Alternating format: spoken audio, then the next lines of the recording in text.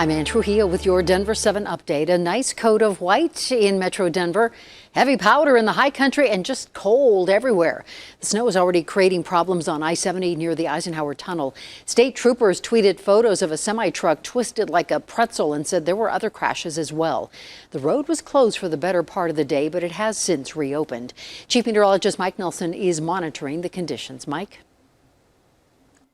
And we had a cold front move through early in the day, so you can see the impact. Just 40 for a high in Denver and only 33 up at Laramie, while it was in the low 60s to the south and east. Now that colder air is spilling in. We're getting some bands of snow along the Front Range, and these heavier bands can quickly drop an inch of snow in an hour. So a couple of inches expected overnight, and as lows drop down into the upper teens to low 20s, slick spots and stretches. Still some advisories and warnings in effect over western and southwestern Colorado. The main weather headlines: light snow and cold, slick roads, a cold start for Tuesday. Warmer by the end of the week, though, as temperatures begin to creep back up into the upper 40s Wednesday, low 50s coming up Thursday, Friday, Saturday, Sunday, and then by next Monday, a very different weather pattern. We'll have highs back into the low 60s. But for now, bundle up and drive carefully. Definitely. Thank you, Mike.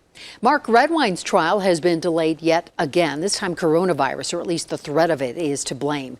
Redwine is accused of murdering his 13-year-old son Dylan back in 2012. Today, Dylan's mother and brother begged for the trial to go forward. Complications among the defense team ensured that would not happen. Here is Denver 7's Megan Lopez. It's just heartbreaking. After years of waiting for the murder trial of Mark Redwine to move forward, yet another delay. Probably not going to happen until next year. Judge Raymond Wilson declared a mistrial Monday after defense attorneys said they were experiencing COVID symptoms. A trial that's already been delayed due to the pandemic, and once more after a defense attorney was arrested. For Dylan Redwine's family, it means another drive home without answers. We rented a house down here, taking time off work, pretty much left our lives to come down here and have this happen. Here we are again, going home empty-handed.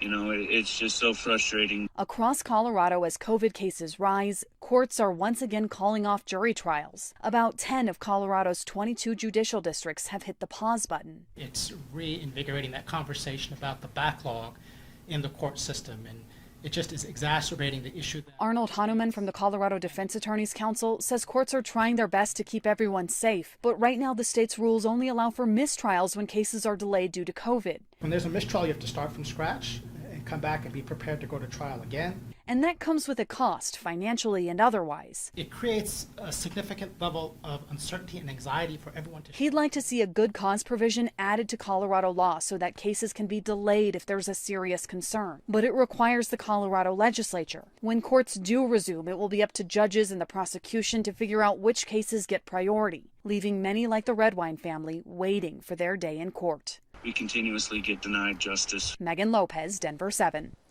Thank you for watching this Denver 7 update. Make sure to download the Denver 7 app for your smartphone to get breaking news and alerts around the clock. I'm Ann Trujillo.